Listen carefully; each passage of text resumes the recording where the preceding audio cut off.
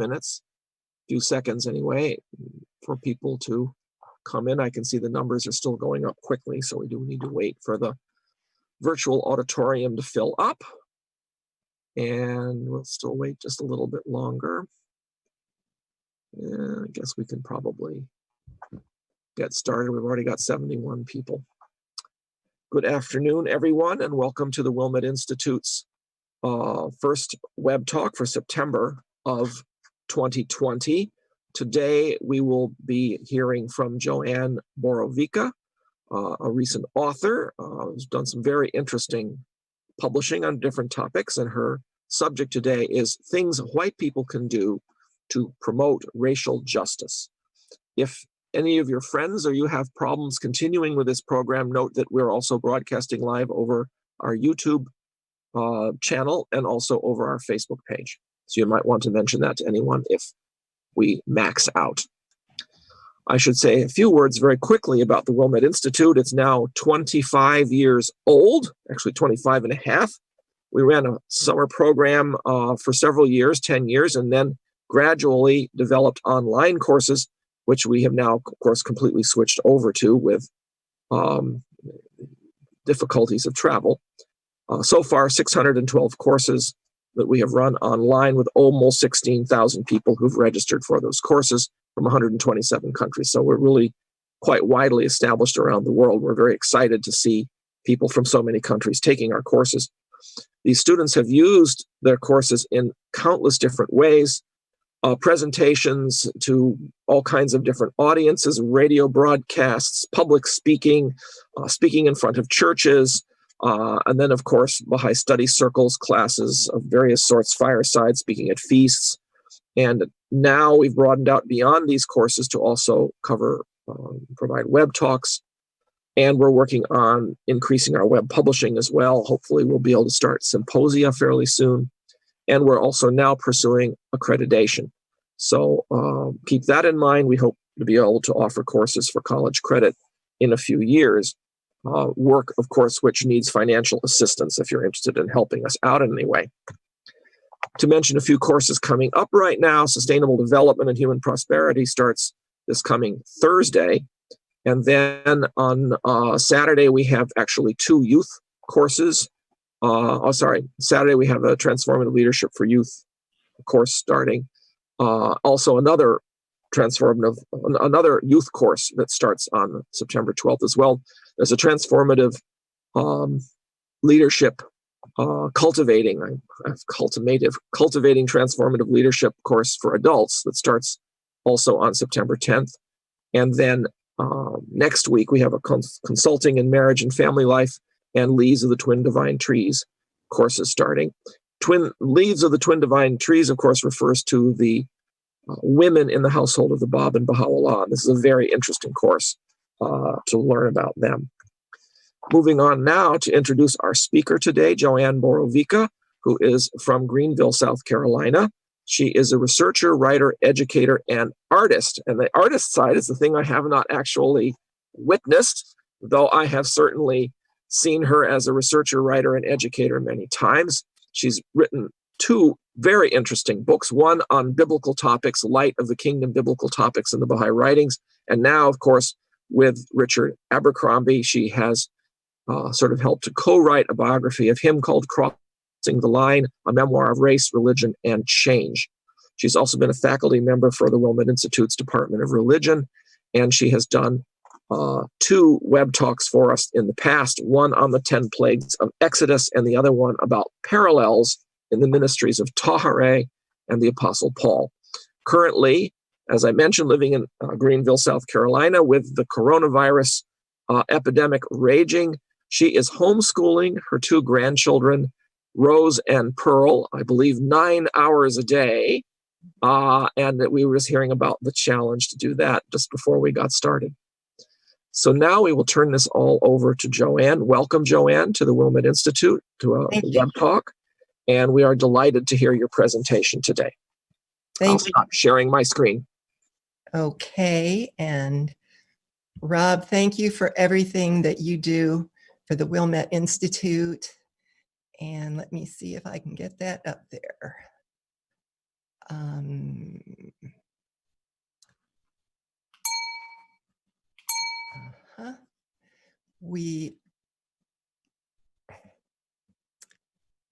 Yeah, you're go. We can see it. Good? Am I good? It seems that okay, yeah.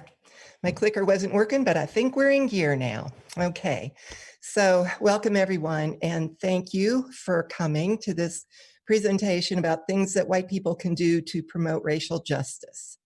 And you'll notice my website address. It's very straightforward, JoAnnBorovicka.com, and you can connect my Gmail through there, and I'd love to hear from you. Okay, so the program overview. I'm going to talk briefly about the book project that put me here. Like, why am I talking about what white people can do? And 3 eye-openers in that book project that I will share what I've learned. And then things that white people can do to promote racial justice. As an outline, we're going to look at to learn how to think and speak about racial prejudice and why that's important. And to be aware of problems that come from ignorance of how racism manifests. And then inviting feedback on racist implications of our behavior, and then to how to prepare a graceful response to the feedback that you will get if you ask for feedback. And then to make action the standard by which we call ourselves to account. And I'm talking about white people. I suppose that is true for everyone, but this presentation is particularly for white people and from a white person who learned a tremendous amount by co-writing a book with a Black man. And we'll also look, excuse me, at abundant resources that we have for ideas about exactly what to do in whatever circumstances you're in. And then we'll have questions and discussion. So yeah, the project that got me here was co-writing Crossing the Line, a memoir of race, religion, and change with Richard Abercrombie. And it was a 2-year project. And of course, we're still working together now that the book is in print. The Abercrombie family was central to the growth of the Baha'i faith in upstate South Carolina in the 60s and 70s and ever since. And really, the family has served the faith all over the world. As a teenager, Richard was his family's very unlikely spiritual teacher because he was seen as the trying to find himself in the darkness. And yet what he found was the Baha'i faith, and it transformed himself and also his family. It's a very exciting story. It includes, the themes are Black youth coming of age in a racialized society, a family search for religious truth, and stories of radical spiritual and social transformation in the 1960s. Richard has a very warm way of conveying his story, and it's also very intimate. It is an inside view of a young Black man's experience. I want to speak about our collaboration. Richard asked me to help him get his memoirs into print. Okay, so my job was to interview him extensively and to compose the manuscript. But I not only interviewed Rick, he'd say I interrogated him, but you get what you ask for. I also interviewed his family and his friends, those who lived through the 60s with him and also had transformative experiences with the Baha'i faith. And I also interviewed African Americans in the greater community, those who were another religion or no religion, just to get a sense of their experience, particularly in the 60s, and their experiences as young people growing up in a racist society. So the bounty here is that I spent 2 years talking with African Americans about the problem of racial prejudice and their personal experience. So I expected to learn about Rick's life. I didn't expect to learn about myself. And this is really what's brought me here, because I want to share. So I was asking about Rick's childhood, trying to get down, in his words, what it was like for him to grow up in a segregated society. And I asked him, when you were a child, how did your mother explain the rules of racism to you? What did she tell you to keep you safe? And this is the Abercrombie family, by the way, and it's a teenage Rick is the second from the right, next to Sherry, who's in the striped shirt. Well, Rick said that what his mother told him and all her children is what her mother told her, and that is, you've got to feed white people with a long-handled spoon. Be kind to them and give them what they need, but don't get too close. I'm going to read that again. You've got to feed white people with a long-handled spoon. Be kind to them and give them what they need, but don't get too close. So what's my reaction? I do not consider myself to be a racist person, but I felt that this rule was too familiar to me. I could feel it down in my bones. I really felt like Miss Lily, Rick's mother, was describing the dance that we're all doing. And something about her voice and knowing Rick, this really struck me. And I was baffled why I should be so familiar with this phenomenon, because, as I said, I don't consider myself a racist person. And I've got a lot of reasons about that. And I have several reasons written out here, and I have them in dark print because ultimately none of this matters. But just to give you an idea of where I come from, my family has a diverse heritage and even more diversity in our extended family. My parents taught me to respect everyone. My father modeled inclusion and taking action for racial justice. So, you know, the white man in the family growing up in the 50s and 60s and 70s, he went to a Black dentist. When he was in college in the 1940s, he had African-American fraternity brothers that he kept in touch with. Growing up, the books in our house included significant works on racial prejudice, say from James Baldwin and James Wright, Notes from a Native Son, and many others. And they were not only there, they were read and we talked about them. As a college student, I worked as an enrichment program for inner city children in Cincinnati. My graduate work focused on the pedagogy of liberation. And Paulo Freire, Miles Horton. As a young mother, I mentored a middle school African-American step dance group. We performed all over the place. My daughter was the only white child in that group. As a teacher, I initiated a study about teacher-administrator racism and its impact on Black student achievement. I support local initiatives to empower Black people. I've got Black friends. My husband has Black friends. My children have Black friends. I'm a Baha'i. I believe in the oneness of humanity.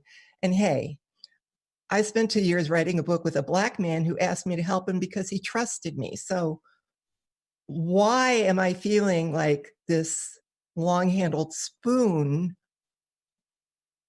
rule is so familiar? Okay, and so here's a visualization of this. I think a default setting for most white people is that the problem of racial prejudice is something that exists outside of me, particularly what you might call white progressives who do believe in racial equity. So with this visual, you know, imagining the white person is the character that's sort of on top and above racism. the tiger is a serious problem. It's harmful. And you do things to tackle it and you touch it, sort of, but you're not a part of the problem. Okay. So we'll come back to that question and we'll find answers in the Baha'i writings. The second eye-opening episode was a story of Grace von der Heit. She's on the far left in the dark suit. So in the 1960s, Rick described Grace, who was a member of the Greenville Baha'i community, as an elderly, aristocratic businesswoman from the Northeast. She moved to Greenville, South Carolina, to help build the Baha'i community. And she was also a courageous public proponent of racial equity. And to give you an example, because she was a socialite, okay, she was aristocratic, the papers followed her movement, the social columns. And she would make it very obvious that she was going to a conference on race unity, or a Baha'i conference, or a conference on race amity in Cincinnati and various places. So this was in the newspaper. Now, in the 1950s and 60s, that was dangerous for someone to do. But Grace was a very courageous person, and so that's how Rick describes her. Now, sometime after Rick joined the Baha'i faith, many of his friends and acquaintances, who were all African-American teenagers, became attracted to the teachings of Baha'u'llah, and many of them joined the Baha'i community, and even more became a part of the activities of the Baha'i community. And you'll have to read the book to get all the exciting stories. So the small Greenville Baha'i community, which had been mostly elderly and white, doubled in size and diversity. So the African-American youth that were new to the Greenville Baha'i community felt that Grace von der Heit was prejudiced. And they talked about this among themselves, and they confronted her. Grace's response was, yes, I am prejudiced, and I'm trying to do something about it. Now, Rick describes this episode with the warmest love for Grace. And he said that after this, the youth never had any problem with her. And it was evident that she was trying to do something about it. But this stuck with me. I had questions. How could Grace demonstrate racial prejudice when she worked sacrificially in the Baha'i community? I mean, she had come all the way to South Carolina to encourage the Baha'i faith, and she worked for race equity. How could she show any signs of racial prejudice? And more so, why was Rick so fond of her if she did? I mean, from the Baha'i writings, we have very clear mandate that prejudices of all kinds are egregious problems. So from Baha'u'llah, oh, humankind, associate in friendship, love one another, abandon prejudices of race, dispel forever this gloomy darkness of human ignorance. You can't get any stronger language than that about the egregious problem of racial prejudice. So, how could Grace continue to show racial prejudice? We will get back to that question too. The third eye-opening episode. In 1969, the National Spiritual Assembly of the Baha'is of the United States invited certain Baha'i youth, all African Americans, to consult on their engagement in civil rights work. Why did they do this? They were in Chicago with the National Assembly for a weekend, at least. They did this because, you know, the 60s were a tumultuous time. 68, 69, you had riots burning in Washington, Baltimore, so many places, Detroit. Youth spearheaded many civil rights activities. Certain youth wanted to be at the vanguard of the movement, and the National Spiritual Assembly, as a loving shepherd, was concerned for those youth and that they would move forward in their social action within the parameters of Baha'i rules for social discourse. Okay, so it was a very loving meeting between the National Assembly and a group of more than a dozen youth.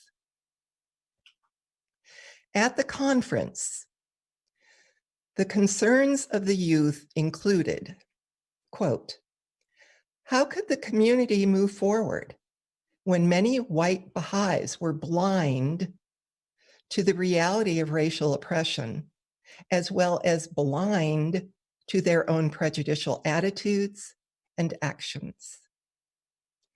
Now, of course, this resonates with Grace Vanderheit being seen as prejudice. Of all the things the youth could talk about, this was heavy on their hearts.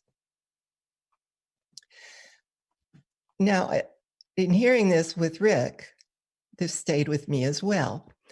And I remember hearing this same concern, the blindness of many white Baha'is to their own racist attitudes and actions in various venues over the past many years, including at national conventions,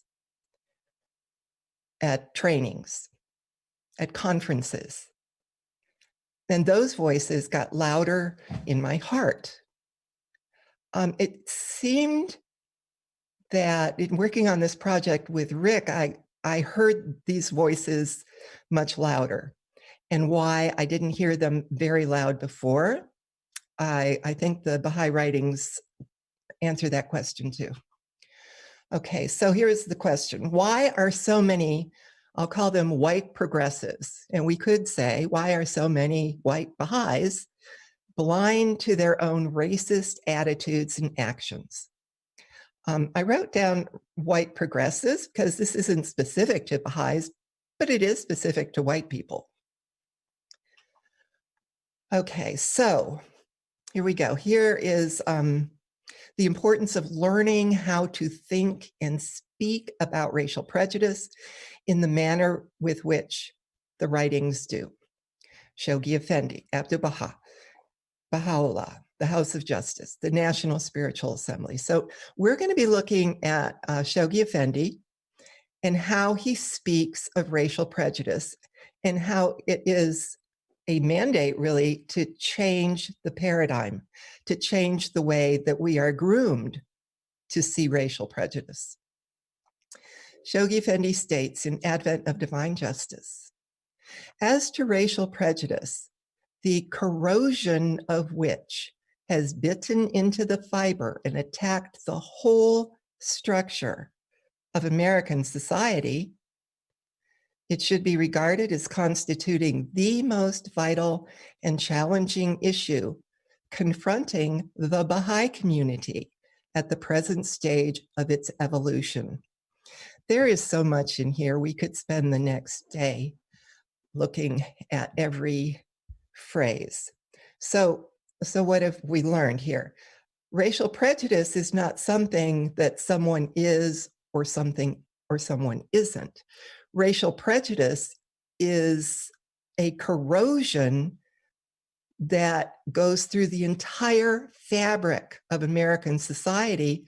Nobody escapes. And I appreciate the way that Shoghi Effendi points out that this is the most challenging issue confronting the Baha'i community. Learn how to speak and think about racial prejudice. Okay, think about the corrosion.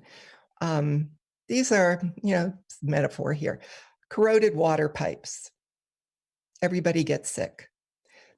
If you have corroded ductwork, everybody in the house gets sick. Shoghi Effendi clearly states that the whole structure of American society is corroded by racial prejudice. If you have the whole structure of a house corroded, it'll bring problems and sickness and injury. This is a way for us to think of what racial prejudice is, not something that we can, that we're separated from, because all of us are a part of this society. This also from Shoghi Effendi, and it was quoted in the recent letter from the House of Justice. The American Baha'i community cannot hope to either escape the trials with which this nation is confronted, nor claim to be wholly immune from the evils that stain its character. Thank you. The House of Justice wants us now in 220 to know that this is the case. Okay, they're calling this statement from Shoghi Effendi to our attention. No one can be wholly immune from the effects of being raised in a racist society built on the foundation of white superiority, as we will see. Okay, so a common dichotomy, and a very popular one, is that one is either racist, guilty of racial prejudice, and therefore chooses to do and say racist things, or one is not racist, one is innocent of racial prejudice, and one chooses not to do or say racist things. But this is not consistent with the description of racial prejudice that we get from the Baha'i writings. Instead, Shoghi Effendi talks about the entire system is corroded and no one is immune to the effects. So this calls for a change of how we look at ourselves and our place in the society and our relations with others. So this is from some secular literature. Quote, structural racism is not something that a few people or institutions choose to practice. Instead, it has been a feature of the social, economic, and political systems in which we all exist. Okay, now, when Shoghi Effendi wrote Advent of Divine Justice, we have, I'll be referring to what amounts to a paragraph, which of course can be lengthy, of commentary on racial prejudice. Seems that today in the social sciences, those that are studying the phenomenon of racial prejudice and the culture of white superiority, they're all elaborations and confirmations of what Shoghi Effendi says very briefly and eloquently. You see it all through the social sciences today. Structural racism is a thing, just as Shoghi Effendi described. Okay, so I think this glacier image is helpful to understand what we're working with here. There are intentional acts of racial prejudice, violence, violations of the law, hate crimes, and they are most visible. But they don't exist in a vacuum. Underneath them, what upholds them is this system of structural racism that Shoghi Effendi describes. And this from the Oxford Research Encyclopedia. Structural racism are those invisible structures that produce and reproduce white supremacy and privilege.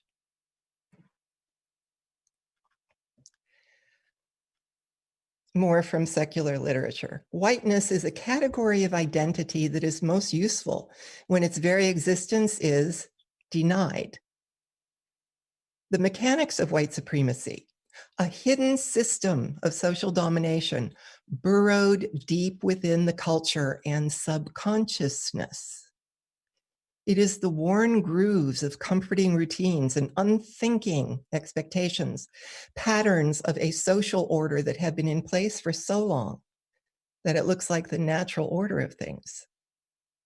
So there's this invisible quality to complicity with racism that we are groomed to deny. And look, here back to Shoghi Effendi in Advent of Divine Justice. He states, let the whites make a supreme effort in their resolve to contribute their share to the solution of this problem, to abandon once and for all their usually inherent and at times subconscious sense of superiority. Notice in this particular commentary by Shoghi Effendi, the first thing he says that white people should do, their first responsibility is to abandon something, not to go rescue someone. Their first responsibility is to personally abandon, once and for all, their usually inherent and at times subconscious sense of superiority. Maybe the only time it's a conscious sense of superiority is when you're the person in a march for white superiority. This is, as he says, it's a corrosion that goes all through society, and people are not immune. Okay. So again, back to our glacier. At the top, we have intentional acts of prejudice. They're terrible, killing, murder, intentional acts of prejudice that are very visible. Structural racism at the bottom. And the importance, I'm proposing that the foundation of the whole glacier is the sense of white superiority and the culture of white superiority that, that we live in. Shoghi Effendi doesn't tell us to go into the world and to jail people who have committed intentional acts of prejudice, although they should be jailed, and God willing, they are. What he says, the first thing, so it must be foundational, is to abandon the sense of white superiority. Okay. And this is going to take a supreme effort. Okay, so I'm going to reread some, and then we'll go on to what he says about a patronizing attitude. Let the white make a supreme effort. This will take a supreme effort in their resolve to contribute their share to the solution of this problem, to abandon once and for all their usually inherent and at times subconscious sense of superiority. Okay? To what end? To correct their tendency toward revealing a patronizing attitude toward the members of the other race. Isn't this fascinating? Shoghi Effendi could have talked about lynching. Shoghi Effendi talks about a patronizing attitude. It must be foundational to the structural, to the overt racism that we see. So what is a patronizing attitude? And again, we need to put this in our vocabulary, learn how to think and speak about racial prejudice in the manner of Shoghi Effendi. A patronizing attitude is apparently kind or helpful, but betraying a feeling of superiority. Condescending is often used as a synonym.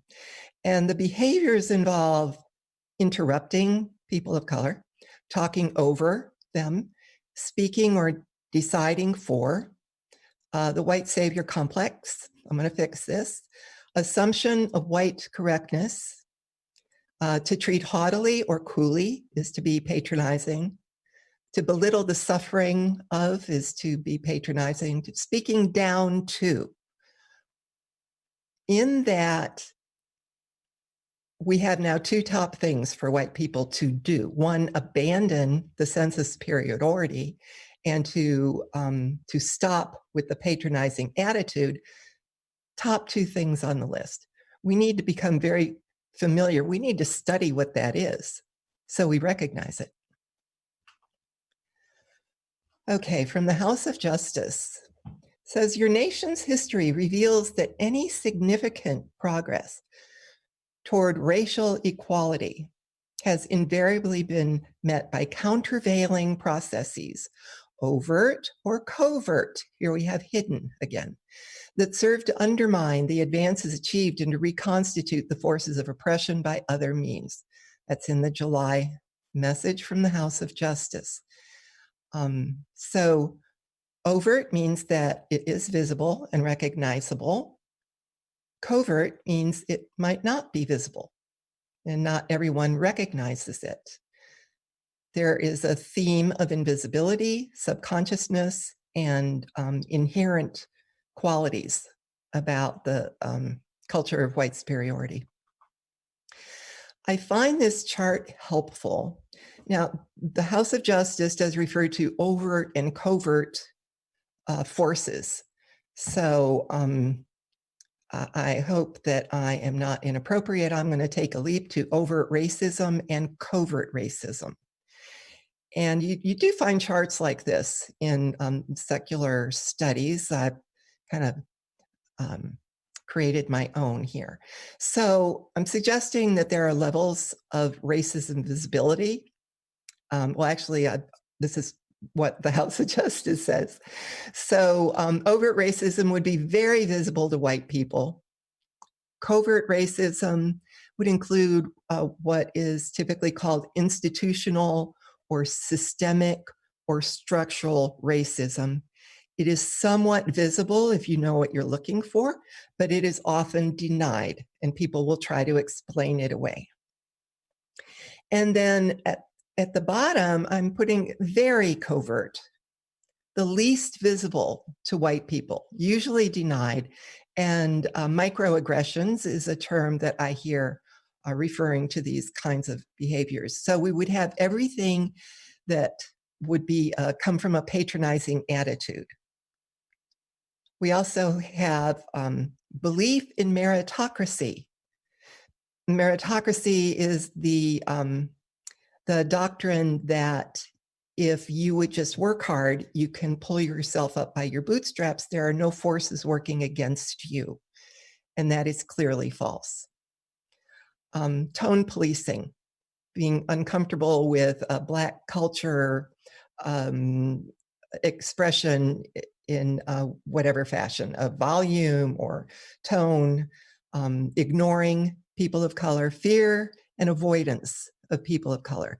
These are all microaggressions, typically not seen by white people who are not aware of it, often not seen by white people who are aware of microaggressions. And underneath it all, remember Shoghi Effendi's very first thing is this usually inherent and at times subconscious sense of white superiority. Remember that that is the very first thing he tells white people to do. Abandon that. Okay, so the institutional, systemic or structural racism, that looks like racial profiling, school to prison pipeline, discriminatory lending, housing, hiring, pay, inequity in education, inequity in healthcare, inequity in government representation, biased norms, and social systems. The House of Justice calls them. And then the overt racism, murder, marches for white supremacy, hate crimes, things that are against the law, typically, or should be. So, and they are very visible to white people, and that's what gets the most attention. So here's what happens. A white progressive, a person who believes in that we should all get along, the oneness of humanity, it is easy to think that because I am not committing any overt racist acts, therefore I'm not involved in this problem. We've already heard from Shoghi Effendi that nobody is immune. So you see that there's different levels with which we are vulnerable, and that we manifest racism. Okay, so what? A white person, and here I'm thinking of Grace Vanderheit. It was like, oh, I see. A white person can identify as anti-racist, believe in the oneness of humanity, and work for racial justice, and manifest racist attitudes and actions, or in some way be complicit with racism, and to manifest those things that come with being socialized in this society. Okay, so now, I'm thinking of Grace Vanderheit. I'm also thinking of JoAnn Borovicka, because I'm white and I was socialized in this society. And so then I have work to do, right? I have to examine this. It is innately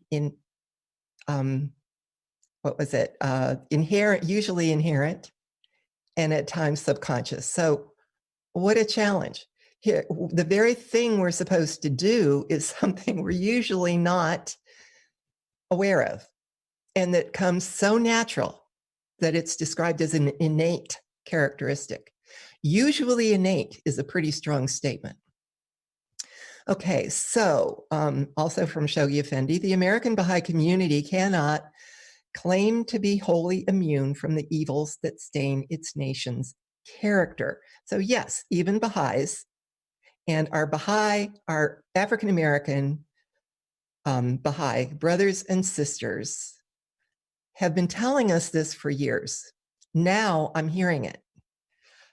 I think before, when I heard it, I thought, well, they're not talking about me. They're not talking about the white Baha'is in my community. That's a situation that doesn't involve me. I'm not the problem. It's good to remember, it's sad to remember that in this country, being white comes with privileges and with socialization that you really can't get away from. So you're participating in this system, whether you like it or not. So we need to find the words and to think in ways that will help to dismantle it. So instead of, I'm not racist, like, the girl on the pillar trying to lasso a tiger, I'm separate from this problem. I've come to understand it differently. So I understand that I am part of a corrosive system of structural racism, that I've been socialized into a sense of white superiority that is foundational to the problem of racism, and that I've been groomed to be blind to it. That's part of the package. So I have a lot to learn. I need help. So problems that arise from ignorance of how racism manifests. If, as a white progressive, I'm ignorant of the ways that racism manifests, and if I think that racism is only the intentional violent acts of wretchedly mean, immoral people, then I could believe I am free of racial prejudice.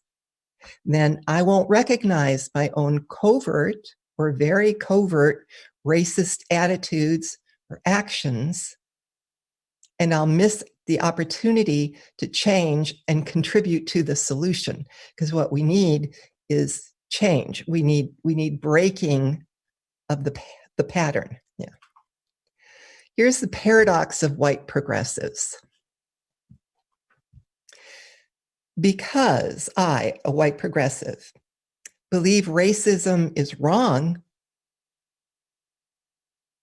and a dichotomy of either you're racist or you're not, okay, so this is in the ignorance mode. Fear of being seen as racist will make me even more resistant to seeing my complicity with it. I will deny any implication that I am racially prejudiced, and I'll defend my moral correctness. So you see this in a lot of the literature today that is finally examining the culture of white superiority. It's the problem of white progressives, who some scholars believe cause the most daily damage to people of color. Okay. So what do we do? Know that the default setting that white people usually are trained into, is that too strong? Usually, is fear, denial, defensiveness, and blame when they are called out for something that someone thinks has racist implications. Okay. What comes to mind here is the concern of the youth who met with the National Spiritual Assembly in 1969. They are concerned, how can we move forward when the white Baha'is are blind to racism in the community, the problem, and blind to their own racist attitudes and actions? Yeah, so what we have now is research that shows that happens, and this is a real thing. If you believe that racism is wrong, you'll be more resistant to seeing your own covert racist actions. Okay, so belief in the oneness of humanity is good, and belief is not enough. So the National Spiritual Assembly of the Baha'is of the United States, this is from Forging a Path to Racial Justice. Now, we're looking at this because a common response to someone being called out or having a racist action or words brought to their attention is that, no, I believe in the oneness of humanity. Belief is not enough.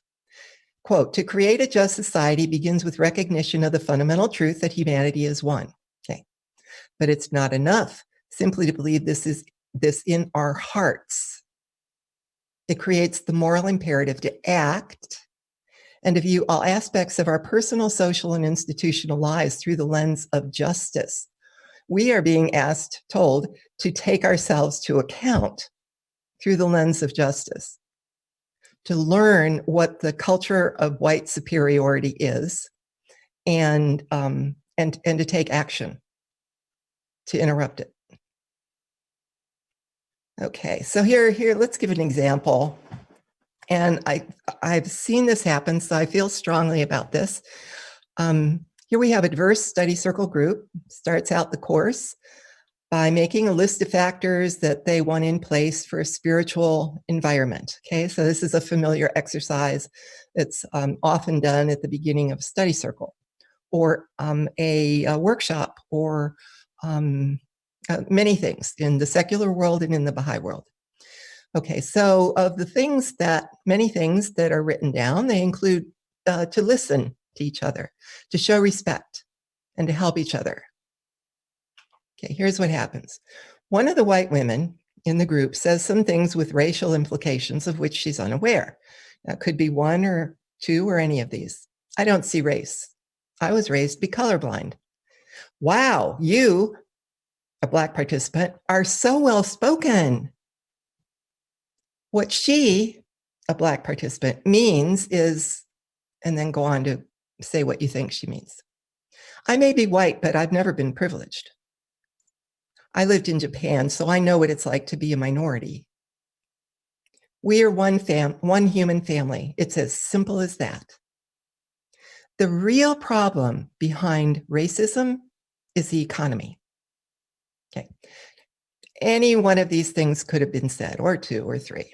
So during the break, one of the participants gently and discreetly points out to the white woman, who is her friend, the racial implications of her statements.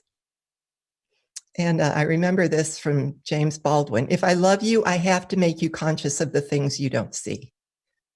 Right? So in love, she brings it to her attention and in a way that she thinks is respectful. Well, typically what happens? A common response to this kind of feedback is, no, you didn't listen. That's not what I meant. But I'm not racist. And then a litany of reasons why not. But you don't understand. Oh, I feel like I've been disrespected. And now the person who brought this to her attention is accused of violating one of the rules of the course.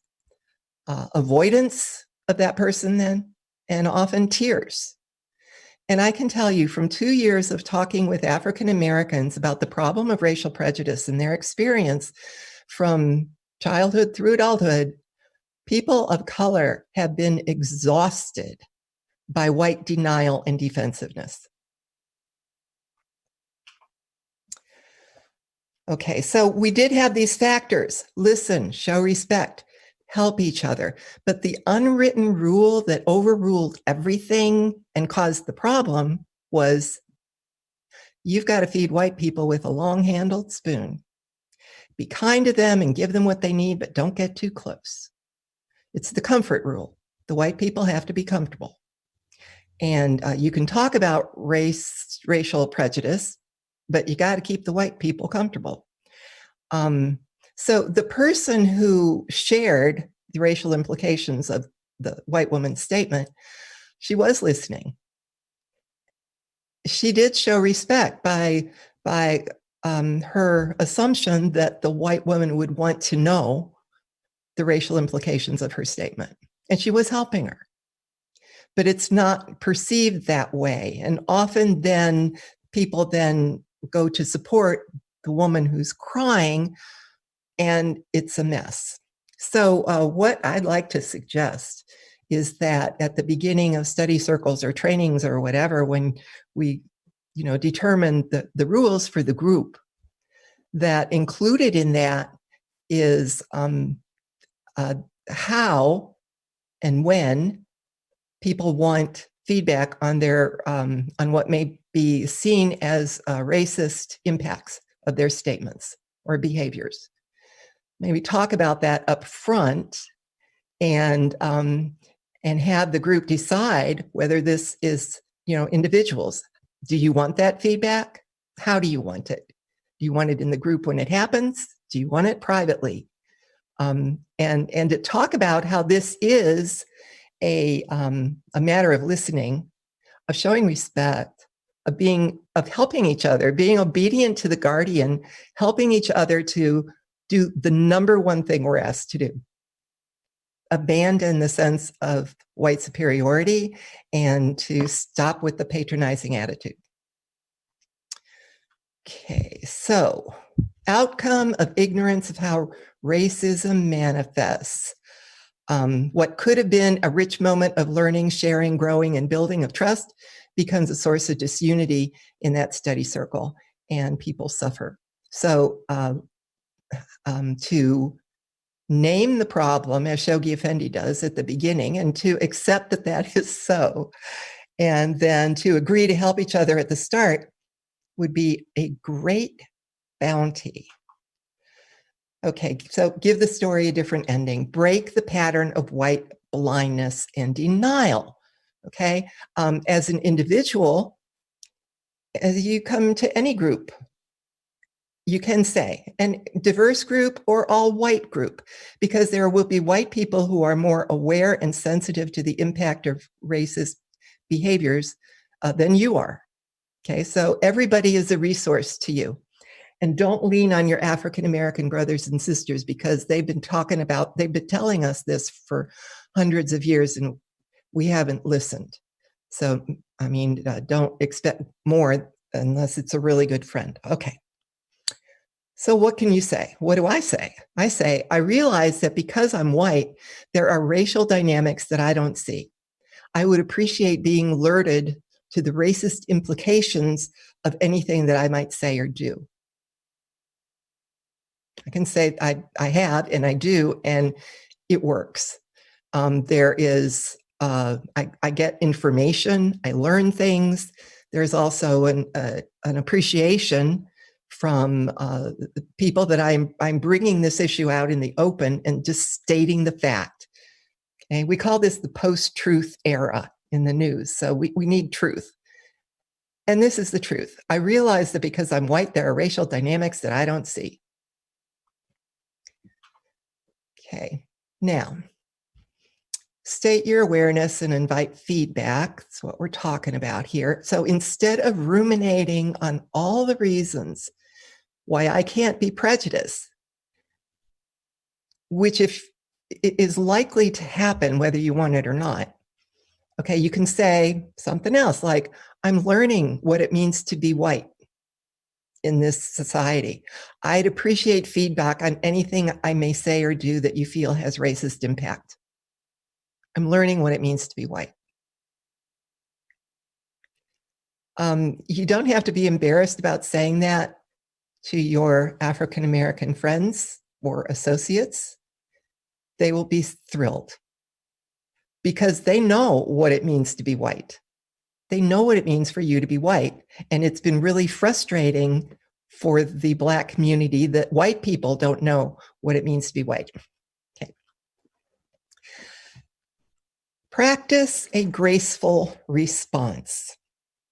Because once you ask for feedback, eventually you will get it. Okay. And you're going to really plan and practice a response, a graceful response. The default setting has typically been denial, blame, and defensiveness. We want to break the cycle, interrupt the system. And you can actually plan that from the beginning. I'll get to that in a moment.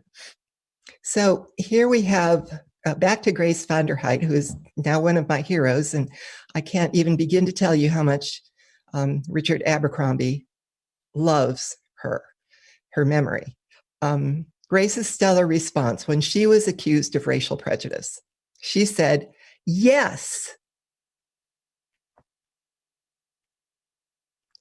I am prejudiced, and I'm trying to do something about it. It's a very interesting episode. I hope you read it in the book. She's a little more fiery than this, I must say, but that's exactly what she said. Yes, I am prejudiced, and I'm trying to do something about it. Rick's response, the response of the youth, love and admiration. Why?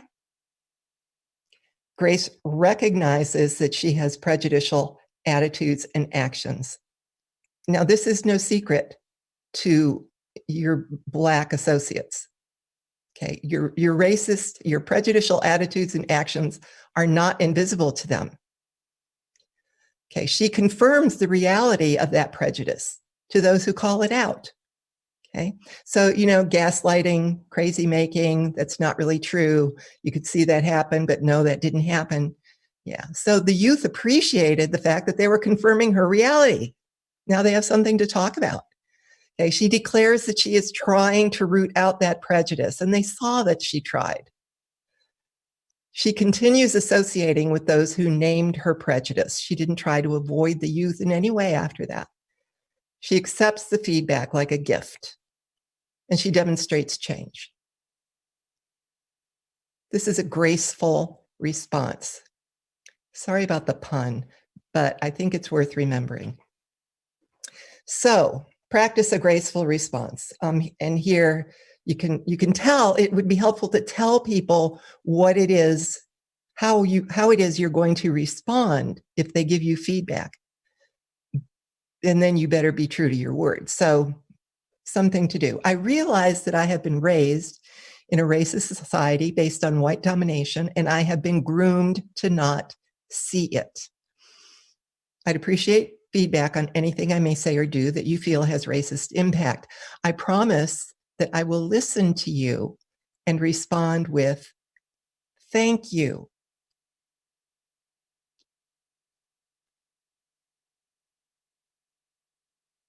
No explanations, no denials, no blames, just that. Listen and learn. Now, it's time to get out of the comfort zone of being white, and this is one way to do it. Okay, so again, back to these stellar youth. How can the community move forward when many white Baha'is are blind to the reality of racial oppression, as well as blind to their own prejudicial attitudes and actions? take a screenshot of this and put it on your wall. Read it in the book. This is our challenge. If you see a problem, you can work to solve it. If you can't see it, or if you refuse to see it, then it controls you. And others who do see it can't help you. So here, these wonderful youth, they wanted to move forward, and yet there is this barrier, the white blindness. Okay, so call yourself to account in action. I'm suggesting you imagine yourself in a movable position on a continuum of racism, or say a continuum of working toward race equity, whatever you want to call it. On one side, you have complicity with the culture of white superiority, perpetuating racism. In the other direction, you have interrupting the culture of white superiority and promoting race equity. So in whatever context you find yourself, ask, what am I doing to actively challenge racism, to actively promote race equity? What am I doing in this situation? So it could be talking with your husband. It could be visiting with your family. It could be a devotional. The Washington Race Unity Initiative that the National Assembly has shared the report of it on the Race Unity Action resource site. And one of the important questions that came out of that initiative and actions was that the institutions would ask, how does this decision impact race? Or what are the racial implications of this decision to race, gender, etc.? We can do this personally. Wherever you find yourself, in the grocery store. What am I doing to actively challenge racism, to actively promote race equity? What are the implications of my actions in this situation? At feast, at various places. Okay, so we are reminded by the House of Justice in the recent letter, progress toward racial justice requires a path of sacrifice and high endeavor, a profound alteration of thought and action, a tremendous effort to play your part, however humble. So having a book club, inviting some friends to join a book club that deals with racist issues and to discuss it, that's a fairly easy thing to do, and it's high interest right now. It is humble and it is important. So whatever it is, we have to put things into action. And on the my little continuum here, I would propose that inaction at this time is complicity with the culture of white superiority and perpetuates racism. So what am I doing to actively challenge racism, to actively promote racial equity? I can't tell you what to do. You've got to figure out your continuum because everybody's in a different place, has different resources, different situations. So figure out your continuum. Where are you and what do you need to do to move forward in promoting racial justice? Why are you comfortable? What do you have to do to become uncomfortable? Because until white people make the changes that will make them uncomfortable, things aren't going to move forward. The rule of keeping white people comfortable, be kind to them and give them what they need, but don't get too close, has to be destroyed. Okay, so we have an abundance of resources to help us. The House of Justice, again, in the July message, reminds us that the concepts and approaches for social transformation developed in the current series of plans that can be utilized to promote race unity in the context of community building, social action, and involvement in the discourses of society have been set out in our messages for the last many years. It is important that we pay attention first to the actions that we are asked to do by as Baha'is, by the supreme body. So it's no mystery what those actions are. They're the core activities. It's engagement in social discourse. Yeah, all in the context of community building, and this done in light of the sacred text. So there are no new actions. We need to do the actions differently, but we need to move forward with the same activities, the framework of the plan. Okay. Amazing resources. And recently, like for this season, the message to the Baha'is of the United States came in July from the House of Justice. Then we have Social Action, a compilation prepared by the Research Department of the Universal House of Justice. When you read these documents, read them with others, read them with friends in the greater community. That is, to sit in your armchair and read something is an action. Reading is an action. And to read it with someone else takes it into the discourse and community building field. And we need that. And read it with a diverse group. You're going to learn stuff.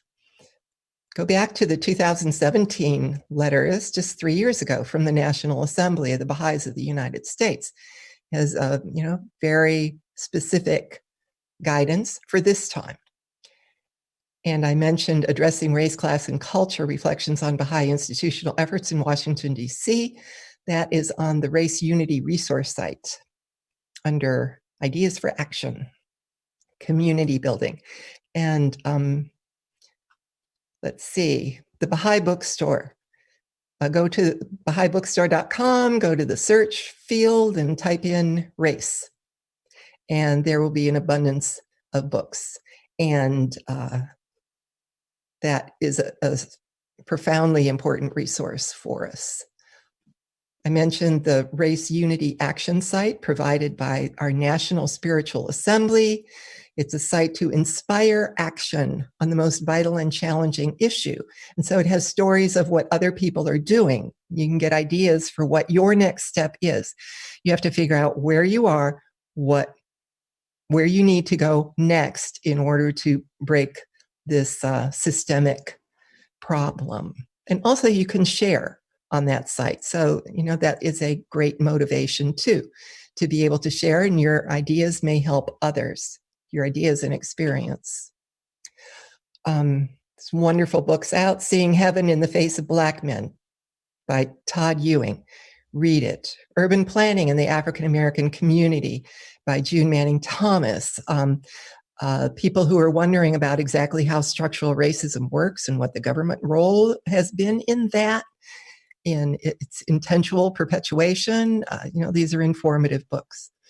No Jim Crow Church by Louis Venters, story of the origins of the South Carolina Baha'i community, but it is also in the context of the political and social situation in the 50s and 60s and 70s. So you learn a lot about structural racism from those books. And frankly, Google what white people can do for racial justice, and you'll come up with a million hits. It's just a few. 103 things white people can do for racial justice. Dear white people, here are 10 actions you can take. If you are in a study circle, if you're hosting a devotional, if you're thinking, what else can I do?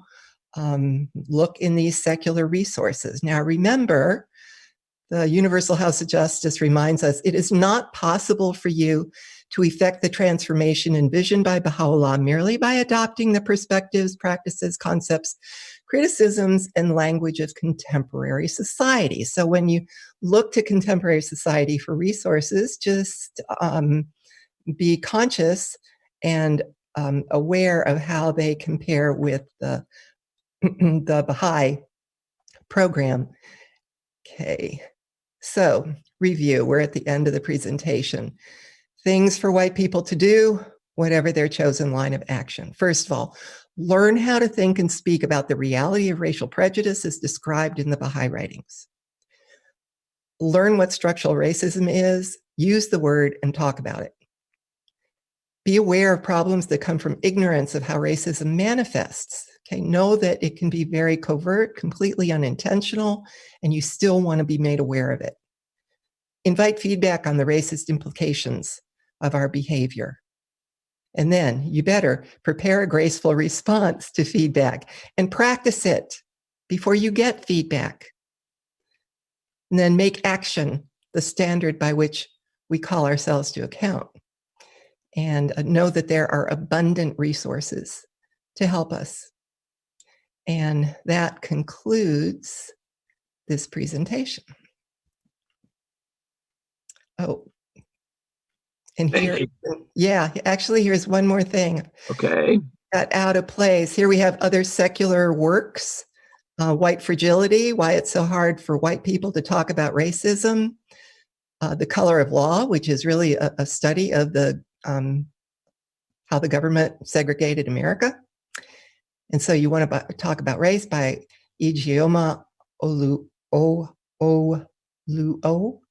And these are some of my favorite books. Again, maybe not everything in them is consistent with the high standards of coming together in unity. I think that actually right now, what would be really great would be a study of the secular literature on white culture and compare it to Shoghi Effendi's commentaries. And that's it. Thank you, Rob. Thank you so much, Joanne. This is really fantastic. A presentation. The white audience members have all been, most of them anyway, have been making comments about how very much they've enjoyed it and appreciated it, and they've said it's fantastic and such. So I think you've been able to succeed in reaching the audience you wanted to reach today. Of course, a lot of people who we wish could have been reached didn't even tune in, and that always is a problem with any of these kinds of programs. Right. We've got quite a few comments and quite a few question and answers, so I'll go to the questions and answers now. Several people are asking whether they can get a copy of the presentation, the PowerPoints, for example. And are you going to share them to us so we can put them up on the website? Yeah, I've already shared the PDF with Nikki. Great. And you're going to post the presentation, right? The video will go up on our YouTube channel, and there'll be a link on there's a web page already for this talk on our website, and cool. that will no longer have the link to how to register. We'll replace that with a link to how to click through and watch the presentation. All right. But if anybody has trouble accessing that, they are free to contact me.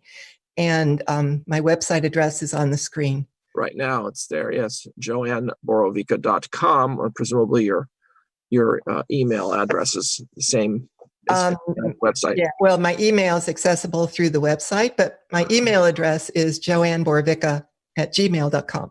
Yeah, so, simple. Yeah. Yeah. Let's see. Well, Allison asked, what can white people do to not be defensive and angry when confronted with Black anger towards whites in the secular or even religious community? So it's a slightly different context than the one you spoke about, I think. Yeah. Okay. Well, what I did, I really honed in on a passage in Advent of Divine Justice from Shoghi Effendi and just looked at some few key things. I didn't even finish the paragraph. Towards the next part, he says, is to master, for white people, to master their impatience of any lack of responsiveness on the part of the people who have received for so long a period such grievous and slow healing wounds. Okay, so I would say empathy, and as a white person, I cannot imagine what it is like to be a people who have been oppressed and subjugated for generations. So I read Joy DeGruy's post-traumatic slave syndrome. Mm-hmm. Okay, so the damage that's done gets it's real rage. It results in real, natural, authentic rage, and there has to be empathy for that. Yeah. So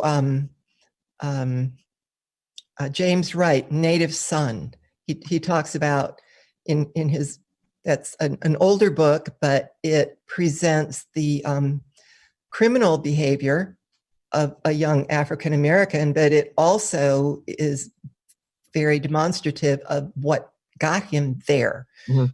Yeah. And what gets people to that rage is the helplessness. You know what? I really can't speak for Black people, so I'm not even going to try going there. But I think that it is important for white people to realize that the foundation of this whole problem, as I believe is stated by Shoghi Effendi, is the culture of white superiority that has dominated power and benefited from injustice and oppression for so long. So it may be uncomfortable to hear that rage. And I think the important thing is that we do hear that rage. Yeah, one of the African-American members of our audience made a comment about how incredibly tiring or exhausting, I don't have it in front of me now, it is to have whites just simply not getting it year after year. And it's, you know, our society, our whole country, all the values of our country are, equality, advancement of yourself, pursuit of happiness. All of these statements in the Constitution and the Declaration of Independence have set up expectations for all of us. Right. How we can live in this society, what we can achieve in this society. And the fact that our society denies that possibility to large numbers of its own people, its own citizens, is beyond frustrating. Right. And it's understandable the pain that will result. Yes. At least as a white person, I can go that far in understanding. Yes. I'm sure if I can go all the way that I would like to, obviously. Right. Something that was helpful to me, there's a book, the title is Caste, as in the caste system, C-A-S-T-E, Caste, the origin of our disconnects. And the author's name evades me. But what it is, it's a study of how, a theory of how the racism in America is a caste system. And it was helpful for me to think of it that way, that it's a caste system where this neutral attribute, which is color, has now come to be a standard of deserving or not deserving, of desirable or not desirable. And I remember being outraged as a youth when I learned of the caste system in India. Mm-hmm.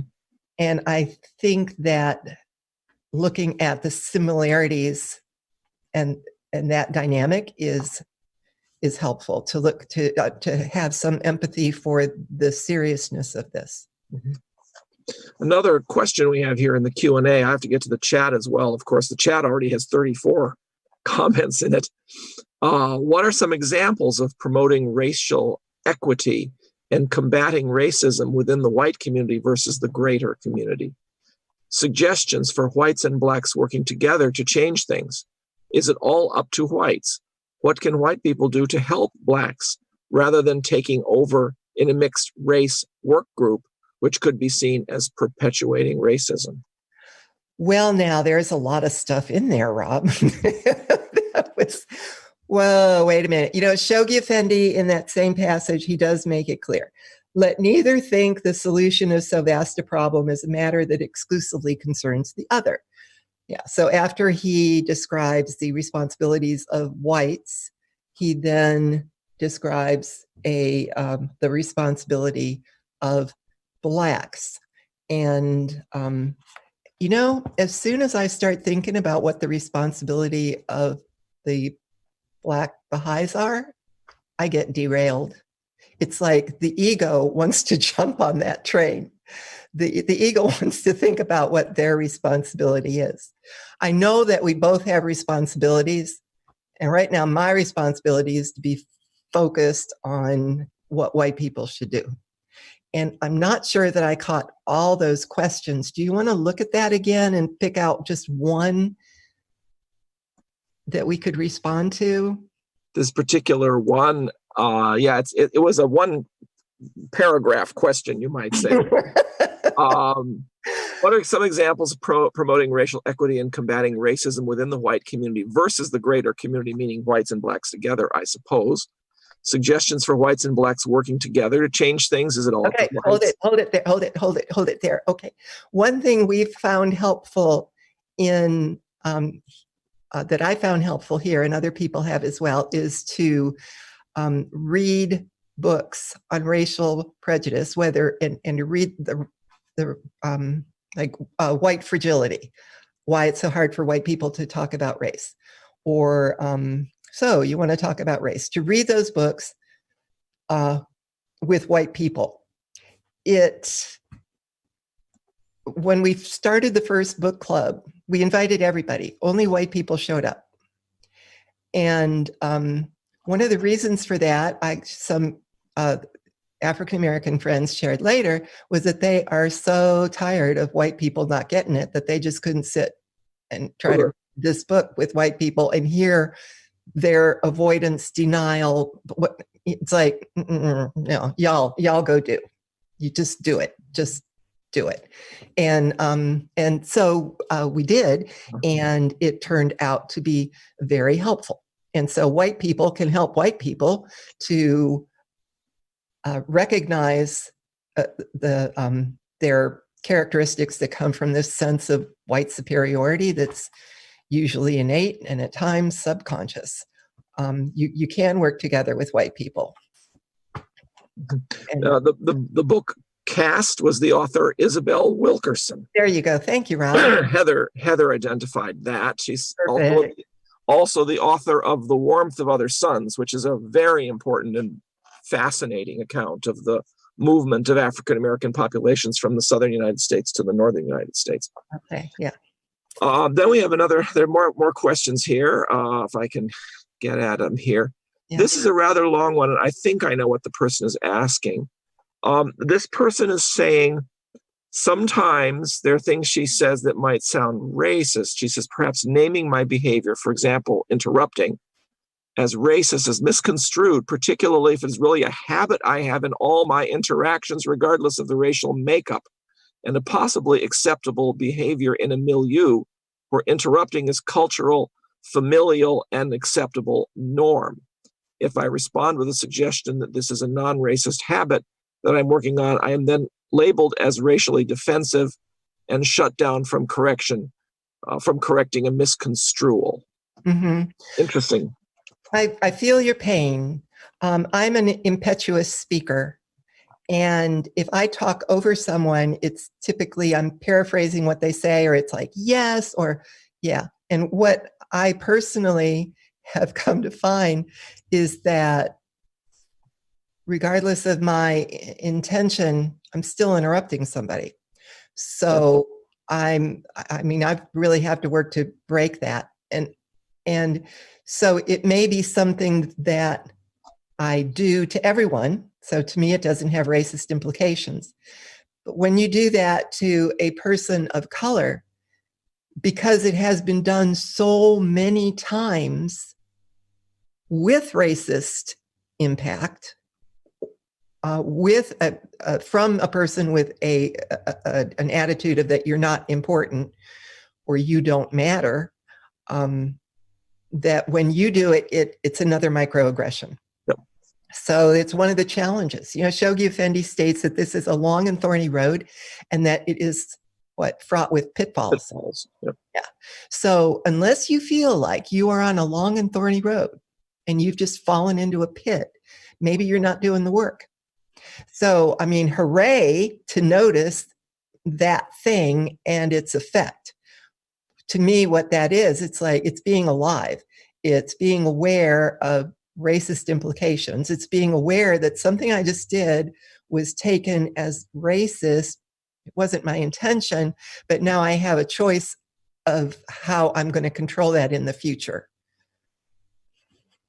Yeah, I think you're right. Apologizing for interrupting the person is definitely the best thing to do, and saying that it could very well have been a racist thing, but was not my intention. Yeah.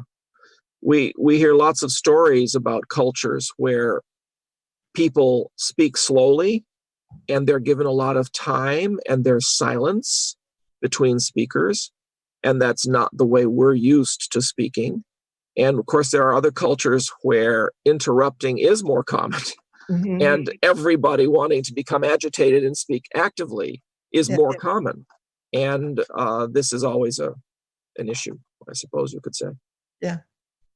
How can we work together without this becoming a white-black issue? This approach can perpetuate defensiveness and separateness. How can I use my experience as a Jew, for example, to find commonalities between our shared experience, instead of looking at this as a binary, whites are always wrong kind of blame because I'm white? I'm also interfaith, olive-skinned, a Jew, a Christian, a friend of a Baha'i, etc. Do I have to live in a white sinner's mind and body just because others see my whiteness? Mm. That's the pain. Yeah. It is, first of all, I want to say that I have no authority whatsoever to answer anybody's question. The thing that brought me here was a 2-year project of constantly being, but I'm not any authority on anything. But what I heard in that was, and I feel it as well, the anguish of realizing, and so I'm probably projecting, but the anguish of realizing that what I thought was all things good, that being the white community, is suddenly not. It's just not. I mean, the fact is that I am the progeny of a white culture that has systematically oppressed people of color for its own profit. And that is not something that I like, but I can't deny the historical truth of it. And so I don't feel like I'm personally a bad person. I have to recognize my place in this structure that was already in place before I got here. And I don't know. So I also think you brought up a very good question, the questioner. How can you bring your diverse experience and heritage to, how can you use that to bring people together? I think that that's an important question and worth exploring. And I can't tell you how to do that, but I think that you could. This reminds me a bit of some archival research I did once when the Baha'is in Providence, Rhode Island, all of whom were white, wrote an auxiliary board member who was African American saying, how do we teach the faith to Black people? And her response was, the same way you teach it to everyone, you love them. and trying to establish true connections, true friendship, true bonds of affection between people is always the most important thing to do, whether they're interested in becoming Baha'is or not. Yeah. And if, the person feels that they're being stereotyped by other people, trying to establish that warm connection is one way of chipping away at it, at least. Yes. Yeah. And that's also the biggest challenge. What else do we have in here? Okay. So for people of color, through a corresponding effort on their part, show by every means in their power the warmth of their response, their readiness to forget their past, and their ability to wipe out every trace of suspicion that may still linger of so vast a problem. Okay. All right. Still linger in their hearts and minds. Yeah. Every trace of suspicion that may still linger in their hearts and minds. Who's got the harder job? Yeah. To be white and to abandon this sense of security and he says sense of superiority and power and comfort, to abandon that, or to forgive centuries of violence and oppression. Yeah, and in one's own daily experience. And one's own continued daily experience, that's right. That's the really difficult part, that just reminds everyone of the past as well. That's right. The past doesn't go away when it's the present as well. Yeah. Let's see. I've got a question that somebody had sent in earlier. Okay. Actually, before the talk. Says, it seems to be a challenge for white people to move from comfy armchair of educating ourselves into the more challenging field of action. Can you suggest ways for white people to embrace action? Well, there's the question, isn't it? That's the question. And if it was easy for all of us to embrace action, I think that then every Baha'i household in the nation would be hosting a devotional gathering and having children's classes, and there would be a junior youth on every, it's like we're prompted for action continually. So for me personally, it's the initiative to learn more, and I thought I knew it all. It's like, I'm not stupid. I studied the pedagogy of the oppressed. I didn't, but the motivation to learn more was that I felt it in my heart. Mm-hmm. I love Rick. He's telling me a story. He's sharing, the important, intimate moments. And I'm talking with these African Americans who are trusting me and being generous with their hearts. So to me, the motivation to do more and to take more action came from the heart. Yeah. I thank the blessings that I have received from so many African American Baha'is who have been so kind to me and patient with me. Mm-hmm. Mm-hmm. And this is something that makes any kind of a journey possible, really, mm-hmm. when you have that reinforcement and that love and that support. That's right. And there are plenty of African American Baha'is who want to help that way too. Mm-hmm. There's some people obviously who've been hurt, and it's harder for them, but people who have been hurt sometimes also realize they have to help too. And it varies from person to person how they react, it seems to me. But yeah, I count my blessings with the first time I went to a picnic at Greenacre, sponsored by the Hartford Baha'i community, and discovered to my surprise I was the only white person there. And they made me feel very warm. I was a young man from a white town who did not have any black friends at all. And they made me feel so welcome and loving afterwards. I said, thank you. I literally did say thank you so much to them because it touched me. Yeah. Really touched me. Yeah. Yes. Anyway. I have to say that with interviewing Black people for 2 years, and they loved Rick, so they were very, generous with me and trusting. I had no idea the degree to which there is a Black forgiveness of their white friends and associates that happens a lot, moment to moment, that white people are not aware of. And it's because of the white blindness and all that, which Shoghi Effendi talks about, and that I reviewed. I remember one thing, I was talking to a woman, it was a phone interview.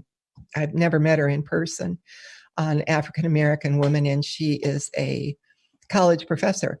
And I asked her about the difficulty of trusting white people in the Baha'i community. And she said it's a constant challenge. And she said that they lived in the community for many years, that she had worked with this white woman, been in her home many times, considered her a friend. They served the faith together. It was a long and trusting relationship. But when the Black woman had a baby, she had her first baby, and the white woman came to visit her, it took all the strength in the Black woman's body to let the white woman hold that baby. Interesting, yeah. Yeah. So it runs deep. Yeah. Can showing too much caring and empathizing with the hurt of African Americans be understood as a patronizing attitude? Isn't that an interesting question? That's an interesting question. And I don't know, I guess too much empathy. I don't know. I think the world, I don't think the world has ever had too much empathy. And I'm not an expert on the nature of patronizing attitudes, but I think that's worth some research. Yeah. Yeah.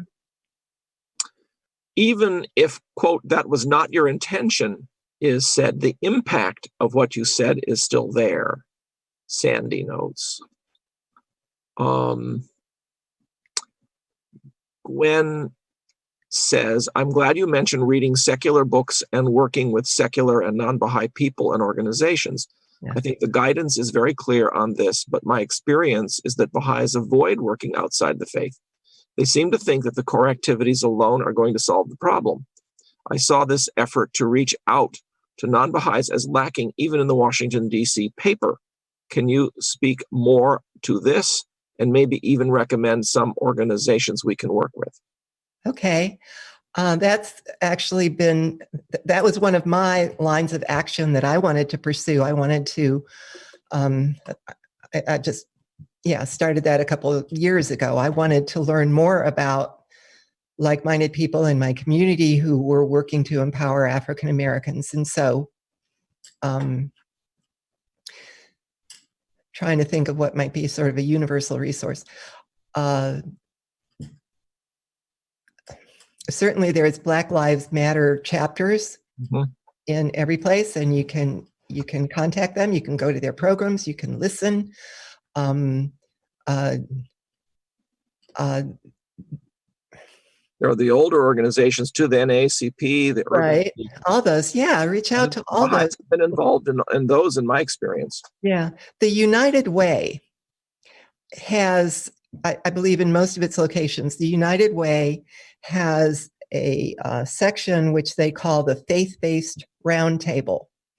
And what that is, it's an invitation for leaders of religion, typically ministers, but for us Baha'i, members of the spiritual assembly, for religious leaders, diverse religious leaders to come together about once every 3 months, once a quarter, to learn about what's happening in the community in terms of helping people, what resources are made available, housing, mental health. They have different things.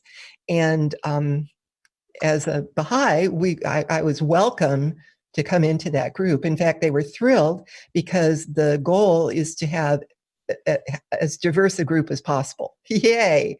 So, Baha'i is so exotic that it was, We're diverse. Yeah. We're diversity. Oh, yeah, we bring the diversity. Yeah. So you might look into your United Way chapter locally and see if they have a faith-based roundtable. And I'm sure that they would welcome Baha'i participants. Things have slowed down a little with the pandemic, but they may well have online things too. And then I discovered local programs, a initiative called Beyond Differences that is basically it's a junior youth program. They do they do much of the same thing, but it is non-denominational. It's not sponsored by the Baha'is. It is completely non-denominational, but they do character building and mentoring of young people by older youth. And so I've am working with them in what they're doing. You just need to, if you look under United Way, they often have a list of various charitable or service organizations. And so that might be a good way to find out what's happening in your locality. Yeah. It's a bounty to do that. We've been now going an hour and 40 minutes, and we probably can't go much longer. We have huge numbers of questions and huge numbers of chat. Obviously, we can't get to all of those. People are also raising their hands, and I frankly don't know how to answer hand raising anyway. So people are better off putting their questions into the chat box or the Q&A. But there are two more questions that I see here that I think are quite interesting. Where's the first one? Gwen's here. I like. Are you still there? I hope everyone she is. Still... She's good. Okay. My computer just did something strange. Gwen says, I'm glad you mentioned, wait a minute, I read that one. Yeah, I read that one. Sorry, let me move down to the next one here. Gwen's other comment. As a Black person, I think it's harder to forgive. Also, didn't Shoghi Effendi say in Advent of Divine Justice that justice is more important than forgiveness? Do you have any comments about that, Gwen?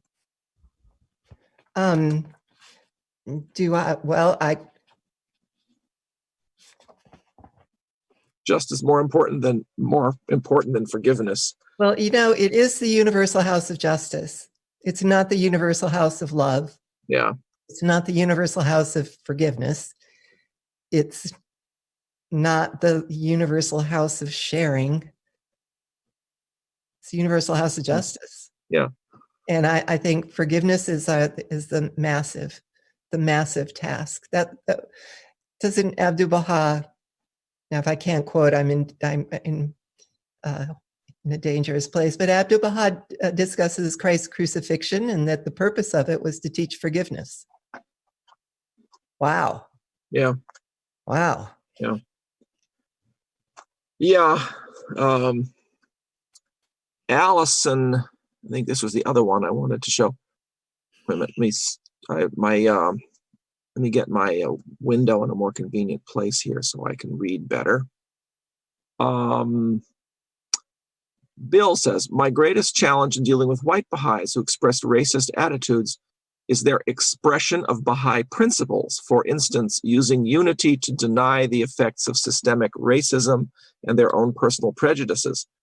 Efforts to tactfully bring to these friends' attention the effects and nature of their words and actions has led to personal attacks against me and others who are trying to be thoughtful about the cancer that infects our society. See, there you go. That's the default reaction.